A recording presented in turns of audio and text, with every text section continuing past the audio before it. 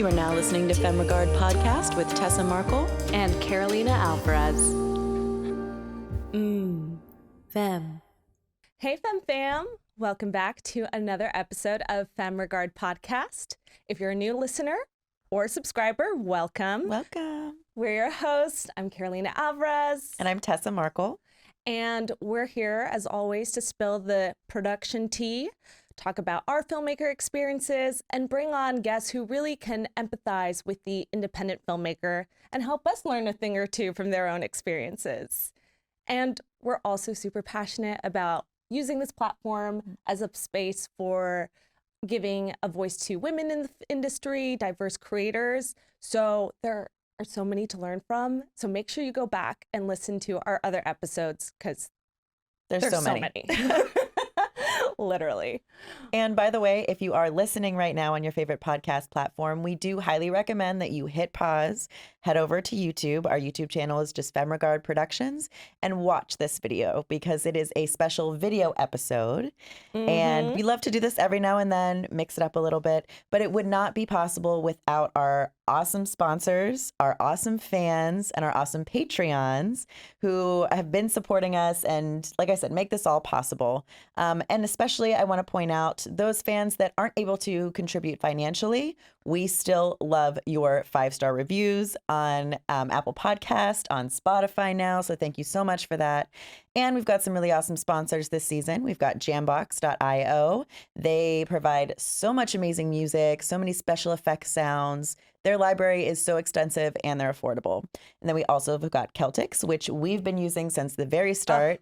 It's a great script writing platform. They've got all your production needs really on one platform. All-in-one solution. Yes. For script writing and video production. So Jambox.io, Celtics, we love you. They really support the creators. So without further ado, here in the studio today, we have the horror and sci-fi film director of the films 12KM and Who's There, Mike Pecci.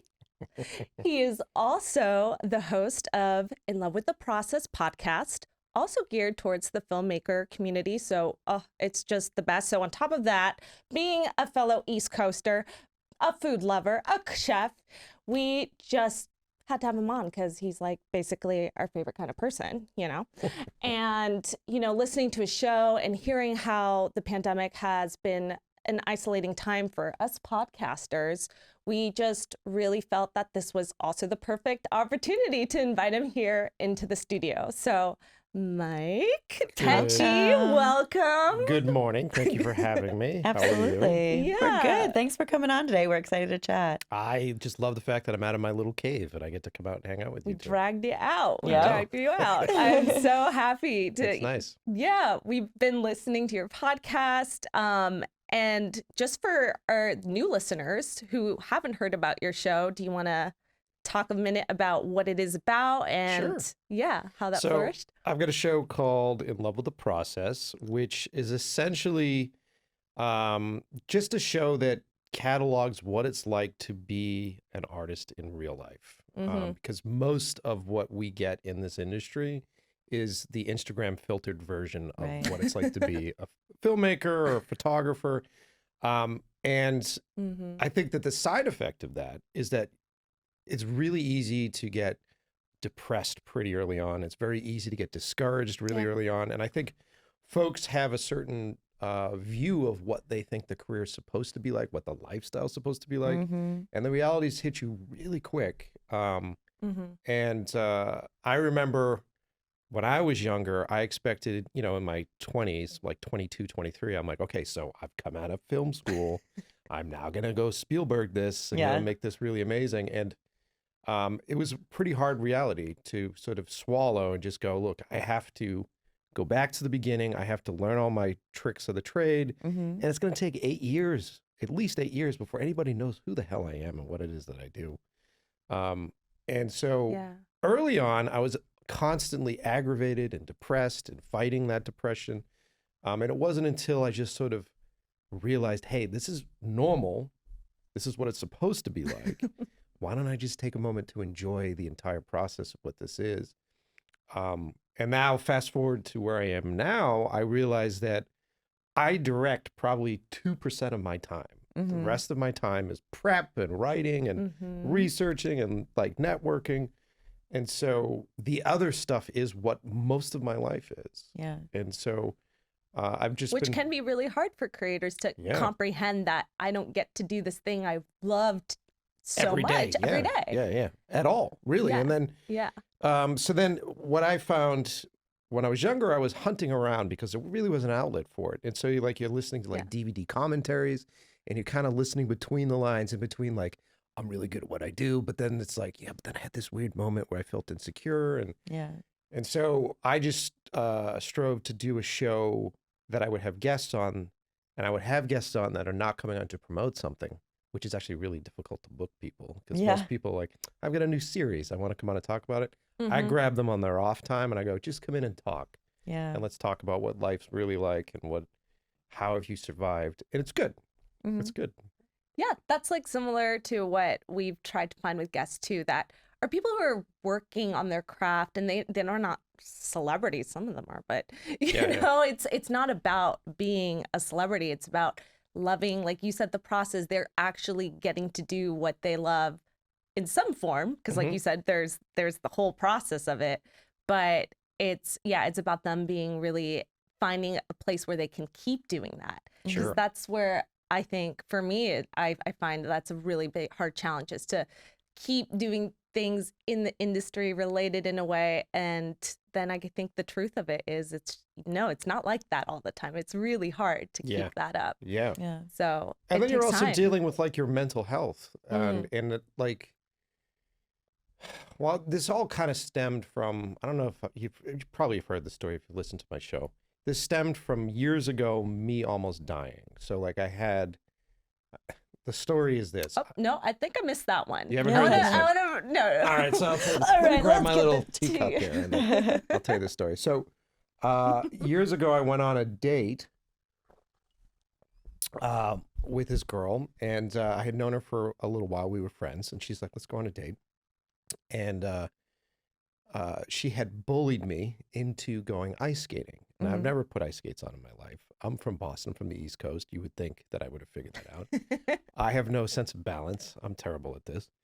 And so I had avoided this for a while. And she had kind of brought it up a few times. And I'm like, sure. And then I get that one phone call where she's like, well, you haven't done what I want to do. And I'm like, okay.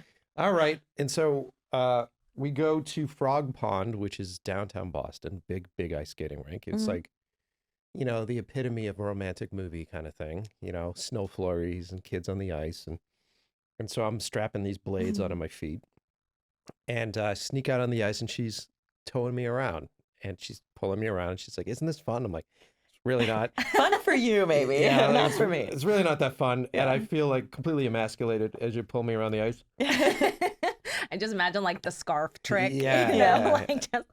So I looked at her and I said, just skate off, enjoy it, and I'll figure this out. I'll figure out how to do this.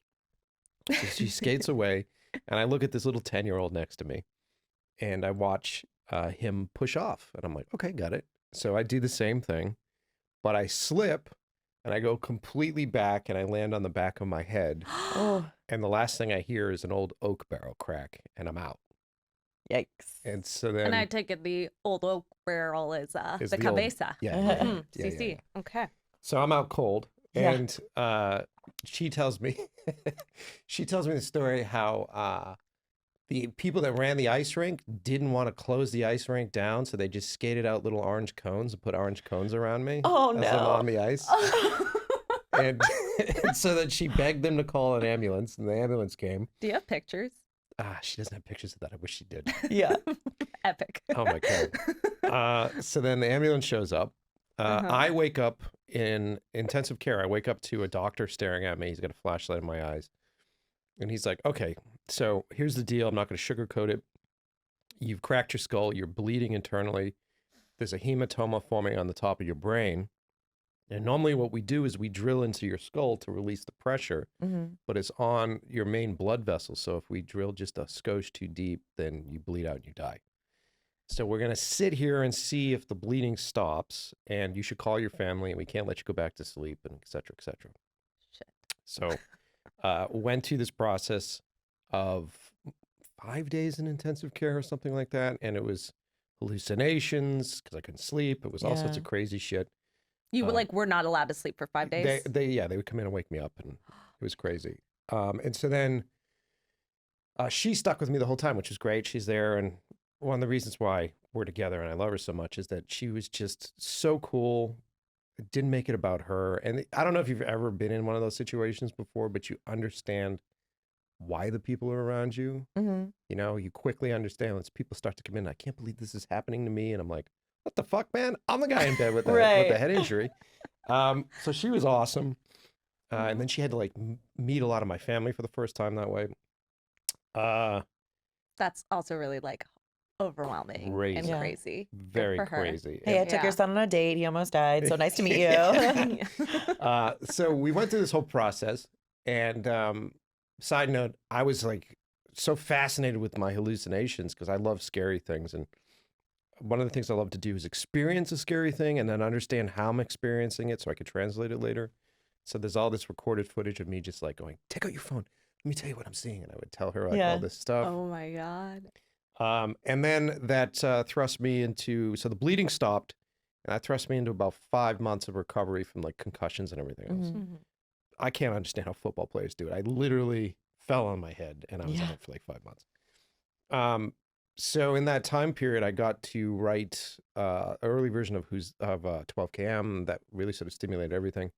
But it also, I had this moment where there was 2 or 3 times where I thought I was going to die. There was a bunch of things like, you can't sneeze. Like there was a period where like, if you sneeze, you can start bleeding again and then you might die. And I was staying at my parents' house, and we're sitting there, and my mom was like super nervous about everything. And she's like, you can't sneeze, you can't do shit. And I'm in the other room and I sneeze. And everybody loses their shit. Like, I'm like, oh my God. And like, they're like, oh my God, you're going to die, you know? And so Yeah. like, they live on the Cape in Boston. So all the way down on Cape Cod. And so they drive me to the hospital there, which is kind of like podunky. You go in there and it's like, it's not like George Clooney is the doctor. It's like the Muppet version of George Clooney is the doctor that comes to Love treat it, you. yep. Yeah. And so he comes in and he's like, oh, you might be bleeding, but we can't tell here. So you have to drive an hour and a half Oh no. back to Boston to figure out if you're going to be dead. And that ride was so quiet Yeah. because like my girlfriend's in the back seat, my mom's in the front seat. No one wants to address the fact that I'm potentially bleeding out, and everybody's like trying to be nice. And I'm just sitting there reflecting on my life as I drive for an hour and a half to go Yeah. get the bad news. And I'm thinking to myself, I'm like, all right, so I've done really well. I've got a great family. I've had a great career directing music videos and doing all this stuff. I've done really well. The only regret I have is that I haven't done a feature film. That's it. And so like if I get through this shit, then that should be my goal. Mm-hmm. Turns out that the Muppet George Clooney didn't know what he was talking about. I was totally fine. There's this whole day of like, you're going to be dead. Always Yeah. happens. You know, if you like, you walk out of the hospital and my mom's like, what do you want to eat? And I'm like, Yeah. let's get a pizza. But yeah. And Hell yeah. that moment really sort of, I think that's like a watershed moment for how I started to see my life. And prior to that, as I was thinking about it, I would just look back on my life on like these different flag posts that were set up. And it was usually like, hey, that was when I did this job, or Right. that was when I got to work with this person. But they were so spread out. And I'm like, what happened in between Mm-hmm. those flag posts? It was just wasted time. And so after that, I'm like, why am I wasting like 90% of my life waiting for another flag to go up? You know? Yeah. Yeah, because you don't always have control over, when the jobs come, when you get to work, especially in a business like this. So, Right. And if that's the epitome of it, and I say this to folks all the time, I'm like, if you're in this business to get on stage and go, I did it, you're going to be fucking miserable because you're going to get up there finally and you're going to feel good for about 3 minutes. And then you're going to step off that stage and go, well, now I'm unemployed. yeah. I'm not special anymore. And then you go into depression. Where are the friends and family that I've maybe neglected, or like, Exactly. it's really, it's hard because, I think you put a lot of, it's easy to put a lot of value on just those moments because it takes a lot of hard work, dedication, concentration, Yeah. because you need the focus. Well, you have to brainwash yourself. There's this period of time where you're like, this has to be everything for me, because you're turning your back on any sense of normalcy. Right. You know? Yeah. It's like there isn't a system in place where it's like, okay, I want to be a firefighter, so I'll go to fire academy, I'll go do ride-alongs, and then I'll work my way up, and then I'll be a firefighter. That shit doesn't exist for us. Yeah. And there is no one path. There is no answer. Yeah, it's different for everyone. Struggle. Yeah. And that's what I wanted to also ask you, because we didn't go to film school. We're actors first, and then have learned by creating our own work this whole production process, loving producing and like writing now ourselves. But it's been a journey. But I'm always curious, like hearing what you've said about your trajectory. Even film school, it sounds like it didn't fully prep you. No. So film school, when I was young, the story behind that is that when I was a kid, I was a terrible student, absolutely terrible student. And I hated to read. And my mom was concerned by this. And so one day she went to, I think, the drugstore or something, came home with a stack of comic books. And she's like, at least read these. And she like threw comic books at me. And then as I went through school, I was so bad at school that I was getting terrible grades. So I was grounded the whole time. My parents were like, okay, your grades suck. You can't watch TV until your grades are good.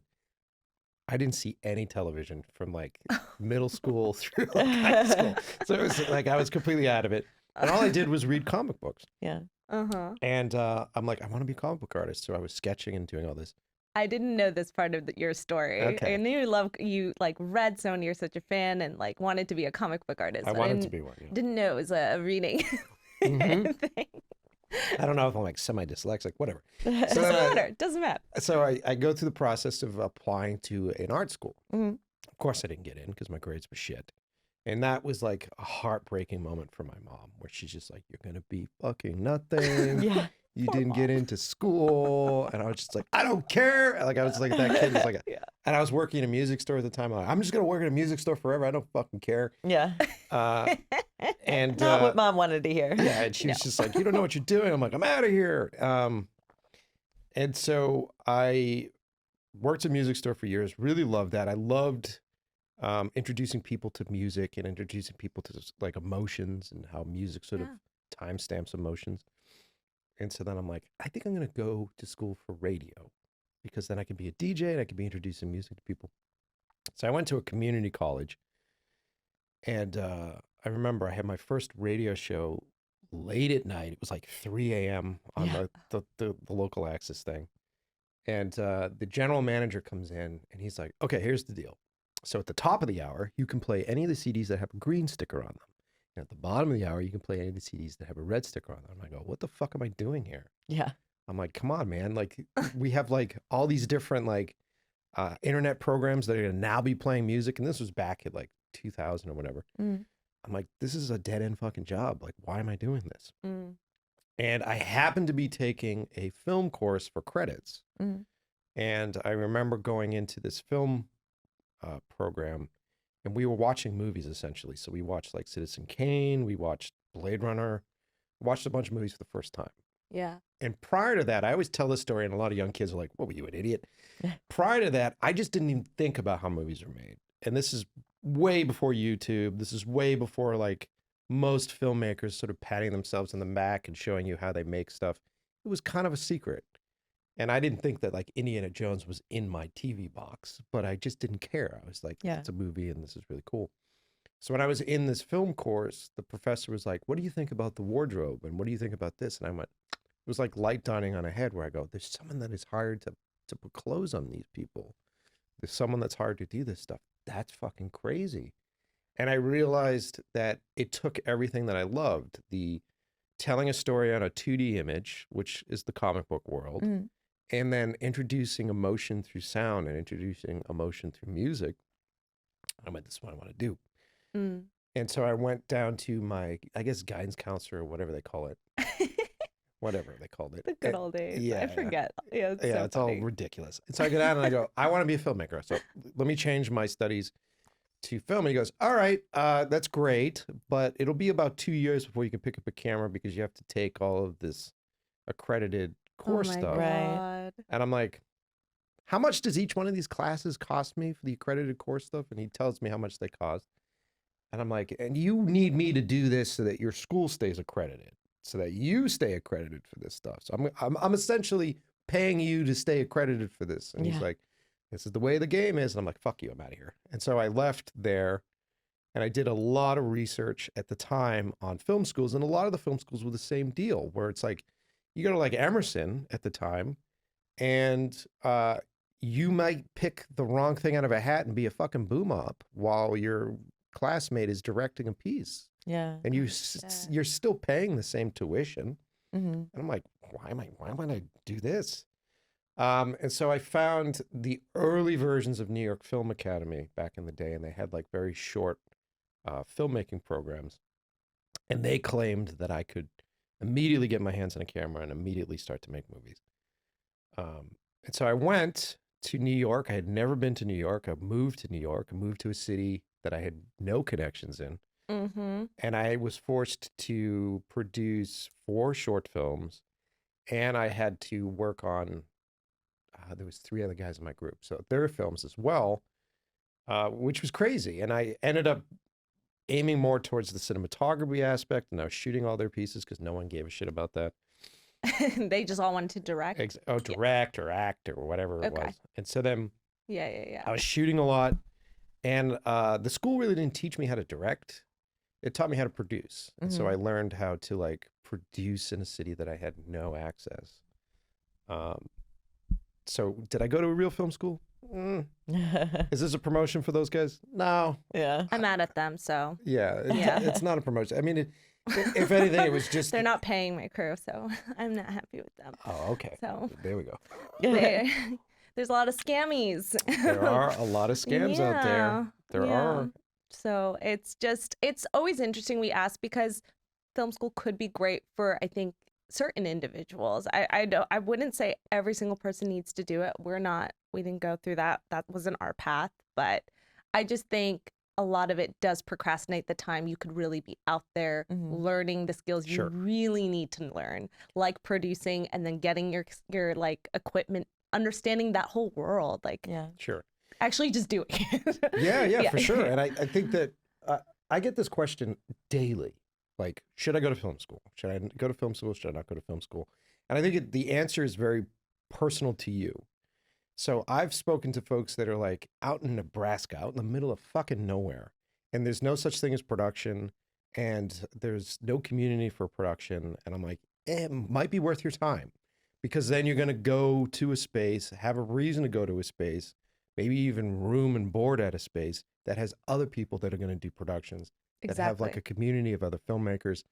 And what you do is you're going to meet a lot of these young filmmakers that will stick with you for your whole career. And so one of the benefits of doing the New York thing is I met a handful of guys and they've done really well. Like one of the guys went off to be a page at NBC and then a producer at Saturday Night Live, like all that kind of stuff. And they had asked me after film school, hey, do we want to room together and get a place here in New York? And I had a different plan and I was going to go back home and independent filmmake. But for someone that is coming from a community that doesn't have that, that's kind of where it's worth it. And at that point, look at how much it costs to be like, all right, is it $45,000 this year for me to like make new friends and to do this sort of thing? And if you're in a community or a town that has filmmaking, then why not spend $20,000 on a short film that year? Yeah. Right. And like do something that rounds up people and brings them together. And so it isn't a straight answer for everybody. I completely agree. You know? It's just like, it's definitely interesting to hear like both sides and people who have and hadn't. And that's what's cool about podcasting, getting to do it virtually this past couple years. I can't believe it's been this long now, but just hearing from filmmakers from all over the country and how they're doing it in their small hometowns and like getting, their crew and teams together, literally like the smallest hometowns, and they're making it happen. So it's definitely possible, but we do love being here in LA and having the access that we do. Of course. Of course. I mean, and like I'm talking to friends of mine that are in film school, and it's like, oh yeah, the professor just puts on Film Riot, or like put something on the internet. I'm like, get out of that program. Right. Like that's absolutely a waste of your time. Because you can do that yourself. Right. You can learn all of the stuff that you need to learn. Ooh, want me to come closer? Let me come closer. There we go. There we go. Oh, he's getting the last. I like it. It's fine. Good to the last drop. But you can learn all of the basics by just being patient and going through like a smart YouTube search. Yeah. And you can learn how to like edit. You can learn how to shoot. You can learn all that stuff. That's how I learned editing, was YouTube college. Yeah. Nothing wrong. I mean, nothing. I ran a post-production studio for quite some time, and I work with big people that are like, how do you do this? I don't know. YouTube it. Yeah. You know, and they just pull it up and they go, oh, this is how you sync this audio. Okay, got it. Boom. Right. Especially today, too. I mean, you know, years ago when we didn't really have YouTube, maybe it made more sense to go to something like film school because you just didn't have access to the kind of stuff that we do today. But yeah, it's now you've got YouTube. Now, especially if you are in a place like LA or New York, you're surrounded by people that can take you out in the field and show you how to do it, you know, show you how to use that camera, whatever that you can't afford maybe to get on your own yet. Sure. And yeah. So there's so many opportunities. And it's not just LA or New York anymore. It's like Louisiana, it's Atlanta, it's Boston. It's like, it's always been Vancouver, but like wherever the tax incentives have sort of spawned these really great little film communities, you can learn a fucking lot from these folks. And you can go work. I say to everybody, go PA. Like, go be a PA on a movie. Go learn how movies are made. And then as a PA, as long as you're a cool person that is reliable, that isn't on your fucking phone all the time, then you can actually start to make connections with folks. And ask people what they do. Yeah, hell yeah. Like, when I was UPMing a project, that's what I did, because us being so small and independent on our own short films, we like, what, crew of 3 people? Yeah, like, so small. So then learning, like, I seriously didn't know what an AD did. Like, I thought they like helped direct. They do not direct. Assist the director, like the name would suggest. Yeah, assistant director. No, so I saw the AD like had all this huge binder, like going through it all, and I was like, you know, when it wasn't chaos, I just went over and I was like, what is it that you do? What are you like tasking? And he was showing me everything, and it was just really cool. You can find those moments to really, you know, be a cool person, like you said, first, be respectful, 100%. and then ask questions. There, he was more than happy to like take me through his whole process of doing the line schedule, of like all of that, because I'd learned some things on my own, but I just didn't see it. Like, being on set, I got to see it in action, which was really cool. That's what I love about this job. This job is like this really fun merging of crew mentality and like blue collar labor, and then artistry. And it's this fascinating merging of them both. When I was a kid, I used to paint houses. I used to be a mechanic. I used to work in that kind of stuff. Our AD was in construction. Yeah. He was a project manager. And so it was cool. I helped love that people. stuff. I sold appliances and fixtures for to project, you know, construction and designers. So like I had like all my producing skills from project managing on that end. Smart. So yeah, it was crazy. yeah, it's cool. And then you blend these two worlds, which I think are really great. And I think the difficult thing in our business is figuring out a way to manage your ego. Yeah. And it really is, because like you need to be confident. You need to have some sort of ego for confidence. You have to be able to sell yourself, and you have to be able to create a story that people find appealing and inspiring to follow you into like 15 hours of hell. I always say like directing is captaining a submarine that has holes in it. And so then you just get into the submarine with a crew, and you start to go underwater, and the crew's like, you know, there are fucking holes in the wall. And you're like, no, there's not. And you're running around trying to like, we're going to be fine. We'll get it. We'll get through it.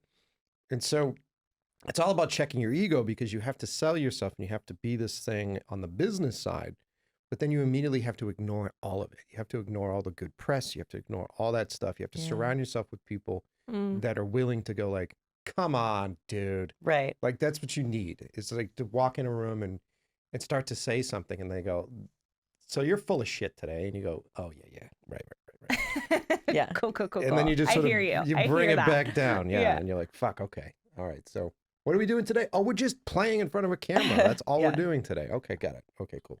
That is very true. It's like you can't be humble because you have to convince people that You have to lead. you have confidence You have to and know how to lead in a Yep. way. Yeah. but then you have to have zero ego when it comes to your actual work. So yeah, it's Yeah. very difficult. Yeah. Because then you're also dealing with the mental anguish that is required to make this stuff happen. Where people, if you're trying to make a movie happen, I don't know how many times I've had phone calls. I've had my agents and stuff call me on the phone, applauding and clapping. Congratulations. And Yeah. you're just like, what the fuck is going on? You've done it. You've made it. And I'm like, made what? And Yeah. they're like we're going. I'm like, is the contract in place? Is it going to happen? And then like 2 hours later, they go back and go, oh, no, never mind. It's not going to happen. And you're just like, you're just this. And so it really fucks with you. Yeah. It really does. And you start to have like this weird post-traumatic stress fucking thing. And then it, dependent upon the type of person you are and what your coping mechanisms are, you're then either translating that into hard work, I guess, or you're translating that into like ego. And then there's a chip on your shoulder where it's like, you don't know what I've fucking been through to get here. And then those people start to turn into monsters. And those people are those crazy fucking monsters, you know? I mean, that's the thing with this business. It's like you can't get jaded because then you're just going to be miserable. You're just going to resent it and you're going to be miserable to be around. But it's difficult not to because it is something that you have to keep with for years and years and go through so much failure first. And let's be real about it. I was jaded about this fucking business on Monday and Tuesday this week. Yeah. Like it's a constant battle where you're just like, Monday I wanted to get on a rooftop and start like, unloading on people. I was so pissed off. And it's you have to be able to sort of figure out a way to check yourself. And I think someone was telling me, what show was I doing? I was doing a podcast for something. And they're like, what are your hobbies? And this was a while ago. And I'm like, well, I like to watch movies. And they're like, yeah, but that's still part of the business. Yeah, Like, exactly. What are your hobbies? And I'm like, well, I don't fucking know if I have a hobby. And they're like, you need something else. Like you need something that's more rewarding. And for me, it's food. So when I cook, whenever I make a meal, I always consider it like a mini movie. It's the same thing. Like I'm going to design an emotional experience for you. I may not be using, well, I still am using sound and sight because, the atmosphere ASMR, plays. baby. Yeah. Hear that sizzle? ASMR. Oof. Gross. Gross. But, it comes down to like, still playing with the senses and like smell and taste. And so a good meal to me is like doing a really great movie. So it's like the microcosm of that. And so for, that's becoming through the pandemic, is just making these little meals and sharing them with people. And That's keeps me why I sane. love to cook. Yep, the same thing. You're also serving someone else outside of yourself too, which is lovely. So speaking of horror, the horror of the industry, your 2022 goal of making your first feature film. Talk to us about what your film is about, but also just like, what is it like right now in this process for you? Well, it's a weird thing. Like I've got 2 movies in development right now. So I've got 12 Cam is in development with Ridley Scott's company, so with Scott Free, which is pretty amazing. Awesome. Yeah, congratulations. Congrats. Well, it's a long fucking process. Yeah. So just because you're like in bed with these guys, it doesn't mean it's going to happen in the next 7 years. It's just this long drawn out thing. And so we got another movie, which I'm not allowed to give too many details away on, but there's this other film that we're producing right now that I think is going to happen first, which is great. But it's the discouraging part of this business is that everything takes so long. Everything takes so long to happen. And when you start to assess it, you're like, why the fuck is this taking forever? And you start to pull it apart. You start to see it all comes down to communication.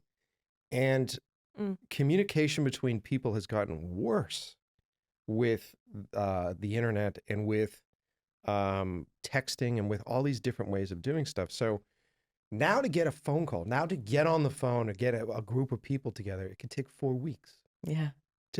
And then you get on a phone call and you're like, what are we talking about today? Oh, we're talking about setting up another phone call. And you're just like 3 months later just to get through 3 phone calls. And in the beginning, you're like, okay, whatever, this is the way things play. But then after a while, you're sort of examining it going, this is why it takes 5 years for a movie to get made. It's because of like this slow process. And I think it just comes down to, like Tarantino, I'm sure doesn't have that problem because he's Tarantino. Once you start to build an audience, once there's a fire, once there's an urgency and a need to retain you, then I think things start to speed up a bit more. But when you're talking about making your first film, and this isn't just me, like all the directors that I've had on my show, we all off the air go off and we start talking about what's happening, and we all agree upon this long drawn out process. Like I can't give any names or specifics, but I was doing a email chain with somebody to get access to something. I'm trying to be very vague. I was doing an email chain to get access to something. And I write out a big thing, I'm just like, this is what I need. And this is what all the steps. And it's a paragraph. I send it to the person. They sent me back a smiley face. And I had like a bunch of questions in that email. Yeah. I'm like, what does that mean? Right. Does this mean that you've received the email and you're happy that you received the email? Like, what does this fucking mean? And in the beginning, I would just go, well, maybe they're going to send me another email, and I'd wait. Now I just write back. I'm like, what does this fucking mean? Yeah. Like, let me re-ask the questions again and give me a response. And it's like so pulling teeth out of Per people. my first email. Yeah. Yeah. Do you want to do this or not? And then you hit a point where you're just like, you feel like you're yelling at people. Right. You're like, I can't type any louder. Yeah. Like what the fuck is going on? And I think post-COVID, it's been even worse because people now are dealing with depression on an hourly level where it's just like, how am I processing my life right now? And I wanted to go hang out with my friends, but now I just got a positive on my fucking test. And does this mean I can't do shit for 2 weeks? Yeah. And so there's this sense of, I feel like everybody's sitting on the edge of a cliff right now. And all it takes is like a little bit of bad news. And suddenly everything that they were focused on is just gone. And it isn't just on the small end, it's on the larger end of things right now. So it's a really strange world to navigate being somebody that is proactive. I think everybody's allergic to proactivity right now. Yeah. They're just like, oh yeah, we're interested. We'll get back to you. When you put your fucking clothes on? When you get out of your pajamas and you go back to work? Yeah. Like, when's this going to happen? I think it's wild to me because being in such a virtual space with communication and being able to really have such instant access to each other, that does blow my mind that even someone as you has found that it's just been so hard to get responses. I get why, to your point with the pandemic, why things just keep getting pushed back. Like people are like going into office, then they're not going into office. Then we're going to, no, now we're going to hold off again. And that I get, but just not like responding.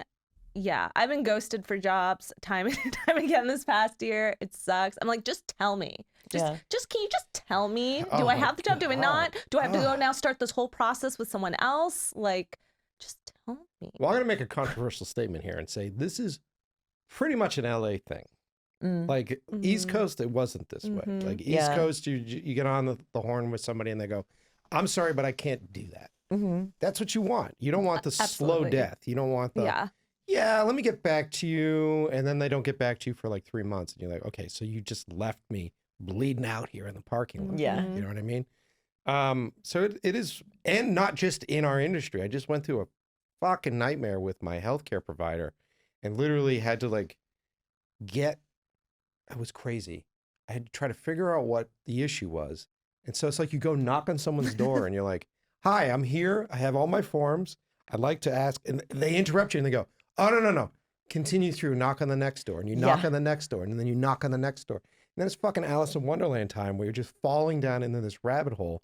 And you're like, does anybody know who I am? Does anybody know what's Right. going on? And the repetition of you having to say it over and over again. But also just yeah. the gatekeepers that are put into place intentionally not knowing anything. Mm-hmm. And so then they're in that spot where they're like, I'm sorry, but I don't know how to do that. And you're just a crazy person. You're like, who do I yell at? Yeah. Yeah. Who is accountable for any of this? And it's very much a California thing. Very much a California thing with everything, including our industry, where you're just like, I get it. Who do I who do I yell at? Yeah. Mm-hmm. You know? Anyway, that was yes, no, I completely agree. that was a long East way. Coasters That in was a here. long Sorry. take. So when you're asking me about the movie, it's a big part of this process is dealing with that, and then also trying to figure out how to be inspiring and creative and not just be that grumpy motherfucker that's screaming on the front porch. Like, how do you process your anger? How do you process your frustration for how long these things take? Because when you're an independent filmmaker and you're doing it on your own, like for Who's There, the short that I have, my writing partner, Will Simmons, and I sat down and did an exercise.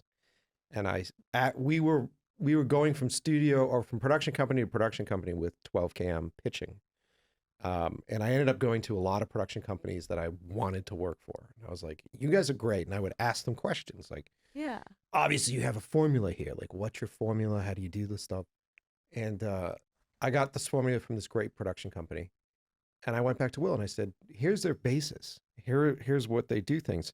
Let's just spend a couple days and play. And if we come up with something, we come up with something. If we don't, we know, who cares? And so we came up with the script for the short, the proof of concept for Who's There, came up with the short, loved it, had it in production, was shooting it 3 weeks later in a giant house with a giant crew, had everything done. 2 months later, what was it? 2.5 months later, was coming back out to Los Angeles because I was still in Boston. Was coming back out to Los Angeles to do more meetings with 12KM, went into my agents and managements, Yeah. threw down a film and threw down a feature film script for a whole nother movie. And I'm like, this is another one. Can we just do this one too? Yeah. And they were like, what the fuck? And the speed and the efficiency that you can do these things on your own doesn't translate into the next step. And the difficulty, I just had a long conversation yesterday about No, this. that's exactly what I wanted to also touch upon, like those differences, because now you're tied with what is considered a commercial production company. And so that's different, because I was going to ask for us who are trying to go for an independent route for our first feature film, like how is that going to translate for us in time and stuff? And like what I guess comes to mind for me is like, what's our backup plan if we can't get this other production company or a sponsorship through another organization to get the funds to make this goddamn movie? Sure. You know? Well, I mean, it's a valid point. Like, I talk with a lot of filmmakers that have done two different aspects of it. And Ryan Conley from Film Riot, him and I are friends. We talk all the time. And we were having this conversation recently where he's been doing the same thing I've done, where we did a proof of concept short and we're hitting up Hollywood production companies in order to make that happen, which was a great avenue for quite some time. Like you look at like David Sandberg, who did Lights Out and like Shazam and all that. That's how he got picked up. I have the same management team. So they found him that way from finding his shorts, and then he ended up producing a movie based upon the shorts. But it's this long fucking process to get that running. And we're doers. Like, we're filmmakers and we're like, I just want to fucking do it. Like, I just want to go out and do this shit. And so Ryan was like, I don't know, man. I think like if I can't make this happen, I'm just going to do an indie. I'm just going to try to do this indie thing. But then I have a lot of indie guys that are on the show that make independent features for under $1 million, like 500,000 or whatever. They spend 1.5 years doing this indie feature, which unfortunately doesn't have a name for cast in it. They make a film. A lot of them are really great. A lot of them end up on a second or third tier streamer in their run, and no one gives a fuck. No one sees the movie. Right. And then I talk to these guys because I'm like, I get the pushback because I haven't done a feature yet. So that's the excuse that they give me, where they're like, you haven't done, even though you've been directing for 20 years, you haven't done a feature yet. And so I'm like, okay, so how's it different for you?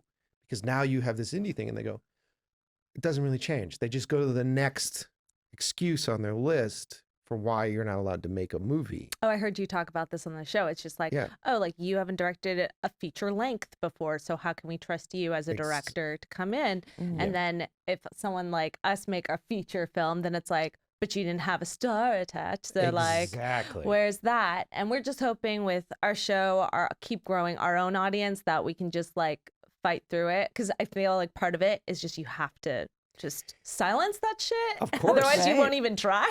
Of course. Yeah. And there's no guarantee on either one of these levels. And I think that you have to make a decision that feels right for you in that moment, and then you just have to commit to it. And then you have to understand, like if I was to, because I might, if I got frustrated, I'm like, fuck it, I'm going to make a feature on my own. I'm going to do a smaller indie feature. I would have to sort of accept the fact that it may not change my position, but I'm going to learn so much through the process of doing this. I'm going to be filling most of my time now with doing something creative again. Yeah. And so I think it's a soul thing to a certain extent. And it may, like, if I continue to have this drawn out process, I may need to do some sort of soul thing again where I'm like, I was talking because I've been going to a therapist about a lot of this crap. I was talking to my therapist about it recently, and I never thought I'd be the guy that said that. And I said to her, I'm like, yeah, I gotta fucking direct something. And she's like, why? And I go, because if I'm not directing, then I'm not a director. And she goes, well, where did that come from? I go, I don't know. It's just an unspoken rule. Yeah. Like if I'm, how do I say that I'm a firefighter if I'm not like throwing on gear and running into a house and fucking doing firefighter stuff? And she's like, why did you put that rule on yourself? And I'm like, I don't know. Like when I was younger, I did that to motivate myself because I need to be motivated. Like, why am I not painting houses anymore? I have to earn this. Like every day I have to do something that earns this. I said that mindset got me through the first, 15 years of my career and made sure that I was teaching myself and I taught all that stuff. Yeah. Yeah. And she goes, well, yeah, it worked then, but now you're at a whole new level of like, it's not about how well you are. It's not about how good you are. There are all these other factors beyond your control. There are all these other things that are gatekeeping you from making this thing. So why are you putting that stress on yourself that you need to be directing to be a director? You've been doing this for fucking 20 years. Yeah. Like At that point, you you're are a director. Yeah. And this was a breakthrough like fucking like 2 weeks ago. So Yeah. so Cheers to that. you have that moment where you're like, oh, I guess maybe is that right? I don't know. Maybe you're right about this. It's weird. Well, yeah, that's like, especially for us who are starting, it feels like, God, we have the show. Like, we need to make our first feature film. Otherwise, who the fuck are we to be talking about this stuff? Sure. Like 1000%, we feel the same pressure in a different way. But yes, to your therapist's point, like you have been actively doing it for so long. So it's just like the industry. And I feel like directing comes in different forms too. It's not just on when you are sitting with an actor doing it. It's in the different ways you do life, honestly. Yeah. Yeah, you do and view life. So that's just who you are. Dang. Well, yeah. I mean, it was a weird moment, and it's so strange that I'm now in therapy to deal with how destructive this industry is to your soul. And so, it's weird, man. It's a weird game of trying not to get lost in all this craziness and then still stay creative and still be making stuff. And so to your point about whether or not you should make a feature, if it's a great idea, if you're very fucking into it, then make the goddamn thing. Yeah. And you just don't know how it's going to be received. Yeah. You don't know. So just embrace that shit and just make something fucking cool. Like, I think that's fun. And then in the back end of it, you'll step out with a sense of confidence. You'll step out with such great, like some of my favorite memories are just being on set and just like being in these rooms with these teams and these crews and these people that you love and these people that have decided that that your dumb idea is worth their fucking time. And I've just, with like tears in my eyes, been in rooms with people and seeing people hustle and work together and discover things together. I mean, the last time I did it, I remember I was on the set with my cinematographer, who's a longtime collaborator and a good friend of mine. And he just looks at me and he goes, I wish we were doing this for like 4 weeks, 5 weeks. That on a good set, that is Yeah. what happens. It's like, we're family now. Like, Yeah. I don't want to leave. Like, Yeah. we don't get to do this tomorrow. Yeah. Yeah. Yeah. And at this point, look, I want to make a great movie. I want to tell a good story. It's in my blood to do that. That's what I would like to do, but that's not why I'm doing it anymore. Yeah. Like I want to do this to have those experiences. I want to do this to live that again, because you get a little taste of that. And when you guys do your thing, you gotta get a fucking taste of that. Right. And then you come out of the back end, you're like, oh, this isn't every day. This isn't what I get all the time. And so then, like a drug addict, you're back on the streets again, and you're like, I gotta fucking get back there again. I gotta make this thing happen. And Yeah. and so you try to hold on to it, because oftentimes it takes so long to get back there, and so you're remembering like that. This is what it is, that moment. Yeah. In love with the process, guys. In love with the process. Yeah, come listen to this crazy guy talk about his shit. It's so true, though. That is again what another film director of ours, shout out to Chris Helms. I'm gonna say his name wrong. That's enough. Chris Heck. I got you, Chris Heck. Heck of a guy. He said the same thing. That was his like big epiphany through the pandemic, I think, as well. It's just like, we need to enjoy this process. Otherwise, why are we doing this? Yeah. Yeah. And Yeah. it could be frustrating too when you do have, like, for me, it's moments of right now, deep in rewrites, like the 10th rewrite of our feature film script. And I'm like, is this shit even good? I'm going crazy now. And then when you get over that hurdle, you're like, no, this is awesome. Like, okay, I love this world. I love these characters. And I guess maybe the trick is finding those reminders to remind yourself, like, okay, why do I love this? Why do I love the story? What is the goal that I'm going for? So when we have that taste of that to ourselves, we can look back and be like, it's for that. We work for that. And it's not just that moment itself that matters too at the end of it. Well, so have you guys have you directed anything yet? Have you been on the sets to do that stuff yet? Shorts. So Shorts. very small Okay, shorts. so Yeah. shorts are good. There's nothing wrong with shorts. Shorts are good. All right. So yeah, like there's so many really interesting stages along the way where, to your point, where you're like, is this good anymore? And what am I doing? I remember the first time I screened a film to an audience, right? And it's very weird. Yeah. Like it's this weird moment where, like, you're in a room with strangers. My face just went panic. Yeah. For some reason. Well, but here's the thing. Let me see if I can solve that for you. It isn't about being panicked. Here's the way to process it. I love it, because what happens is when you're just in that space with people, something happens chemically where suddenly all the fucking blinders that you have had on your piece, all those moments where you're like, this is good, or no one's going to care, or I needed to add 3 more shots or exposition to explain who this character is, all that suddenly goes the fuck away. And if you sit in an audience with people, I don't even look at the people around me. I just sit there and I see it with their eyes. And I'm like, this was wrong. And I was an asshole about this. And this isn't right. And all this stuff. And so the first time I had that happen, we had a movie. Well, the first big time I had a movie in Trauma Dance. And I went and I watched this audience. And I went, ooh, okay. And I walked out of the movie and I went, I really fucked up a lot of those things. I wish I had this earlier. I wish I didn't experience this in the end. Yeah. I wish I had a method to experience this earlier on. And so since then, when I go through the process of editing, I now bring certain folks into my edit room at different stages, A, to get their feedback, but B, also to see it through their eyes. So like I'll be in the room and I'll go like, so smart. So that it starts to change things. Just like someone reading your script, like Right. it's exactly the same thing, but visually. Right. Well, I mean, there's something weird.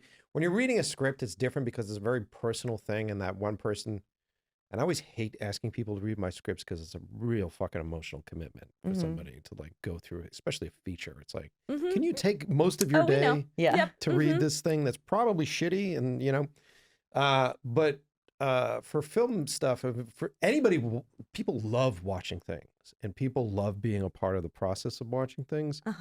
And I think one of the big reasons why I don't dump my movies on Instagram, or not Instagram, on YouTube. So you can't see 12 cam online. You can't see who's there online. The only way you can see those movies is if you write to me and say, send me your 3 favorite horror movies. And if I agree with you, then I'll send you a link. Love it. And the reason I do that is because now we have a personal connection. Yeah. Now there's invested interest into it. So you're actually going to watch this thing differently. I love to do that in real life too. I would prefer to be doing that in real life just because I'm getting something from it. Yeah. You know? And so one of the things that I noticed when I was screening stuff, to get back to your script point, was that I had a bunch of jokes in my original script, a bunch of stuff that you read it 1,000 times. You're like, this is trash. Yeah. This is trash. After the 10th time, I'm just like, is this even funny? It's like, why am I trash. trying? Right. Who But is then you she? screen it in an audience and then people laugh at that joke, which is an old joke for you. That's like a joke you made 2 years ago. Yeah. And people are laughing at you, you go, oh shit. Yeah, that's right. It was funny. That is a funny fucking joke. Right. That is so smart. I love your take though on bringing someone in for editing. I really, really do. I think that's really smart. And would you recommend when you do the screenings and viewings, that's something you have to include in, I assume, your post-production like budget, like the post. Sure. Budget. Yeah. I mean, there's a lot of, when you think about a budget, people are always hunting for production budget, right? Because you have to get it done. So you're like, how much is this going to cost to shoot? How much is this going to cost for any of that stuff? But you got to remember you need to have a lot of back end budget as well for like promotions. Yeah. It's actually worth your while to think about how are we going to promote this fucking thing and who's going to promote this thing and how much is that going to cost, because you can make the best movie in the fucking world and no one's going to see it. And we live in a time where there is a sea of content, like just continuous content. Yeah. And so how do you do something that will stand above the rest of it? Right. And simply, like, I'm thinking about this now as I'm planning out my film. The other day I went through the script and I took dialogue from the script and I wrote a trailer with the dialogue from the script. So I actually went through all the different scenes in the script and I went, this is a trailer shot, this is a trailer shot, this is a trailer shot, which is good because now when I'm filming them, I now know that I think these are trailer worthy stuff. Yeah. And so I'm changing the lines for alternate takes for the trailer. So like someone may say a line a specific way and I'm like, what if we change your energy on that line? And what if we do this specifically for the trailer? And so then you're kind of doing what Hitchcock used to do, which is like just film specifically for the trailers. So the trailers are different. And so then if you're thinking that way, then you're not running into the issue that 99% people have with trailers where they're like, why don't I watch the fucking trailer? I saw the entire fucking movie. I hate that. Now, if you're thinking about your trailer when you're doing your script, you're like, well, I'm going to shoot alternate takes that never even make it in the fucking movie. Girl.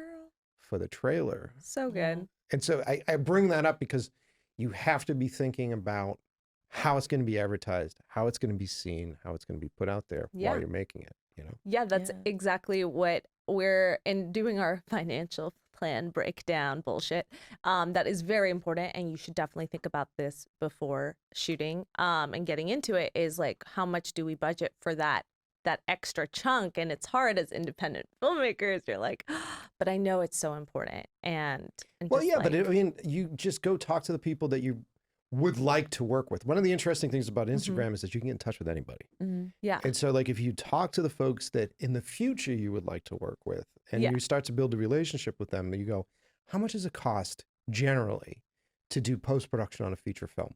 How much does it cost for you to do PR on something generally? Yeah. And so then you sort of have all that in your head. So when you're putting together your plan, you're like, can we afford this? Can we not afford this? Right. Is it worth me shooting this on this giant camera package with all this crew and stuff? Or do I change that so that I'm able to afford the promotion and the back end of it? Mm-hmm. But the problem that we make as independent filmmakers, the ego gets in the way. And we're like, all right, I read this in a book. I saw this on a YouTube video. And we don't go talk to the people that are actually doing these things. Right. And when you And actually sometimes it talk can to seem them, scary, honestly. Like, Sure. who am I? Are they going to like, you know, engage with me in a way? But I think to your point, you start building those connections and like, if you're, making a I have reach. people writing to me all the time asking me questions on how to do things. And it all depends on how you phrase it. Mm-hmm. So like there are folks that phrase it a very specific way. And I'm like, fuck off. I'm not responding to this email. I don't have the time for you. I don't have the time for your shit.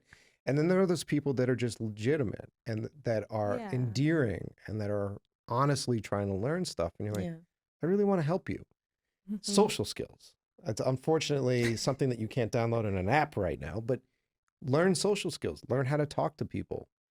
Like learn how to, that's how we get sponsors for the shows and shit. Like Yeah. you call people. You don't just write them an email. You call them and go like, this is my passion and this is what I'm excited Yeah. about.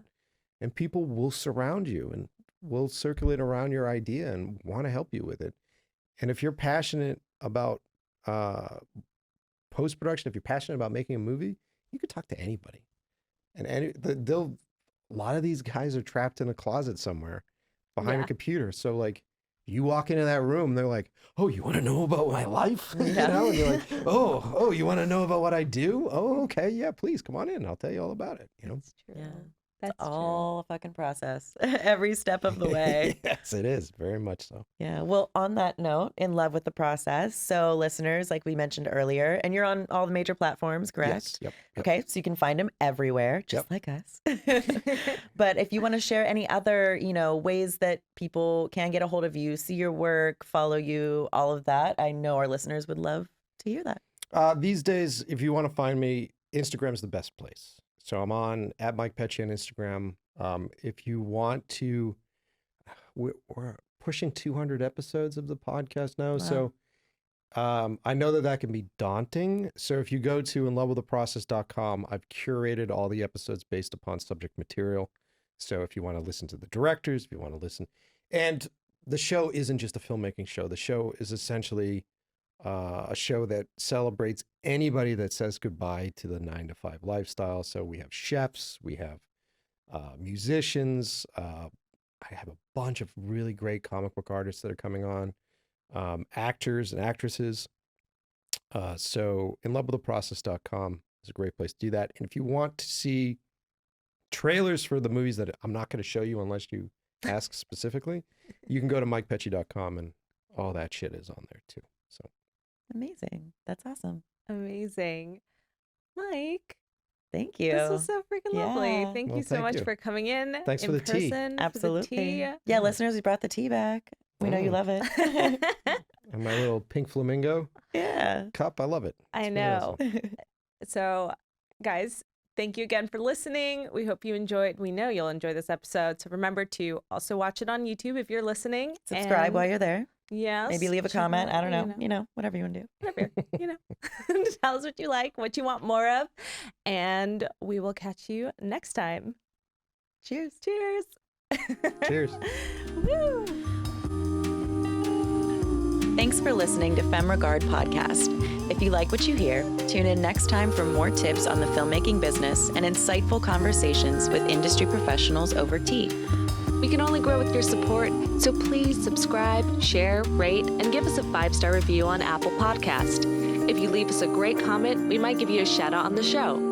For more on us, check us out at femregard.com.